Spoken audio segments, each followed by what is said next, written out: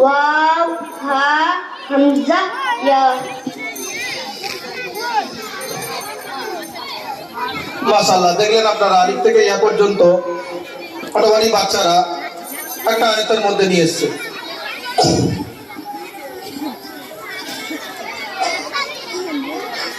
এরপরে দেখুন হেফজে সূরার মধ্যে এরা সূরাতুল ফাতিহা এই বছরে শিখেছে এবং তারসহ সূরাতুল ইখলাস আর সূরাতুল কাউসারও ছিল। তাই বাবু তুমি সূরাতুল ফাতিহা পরিবেশন করো তো। সূরা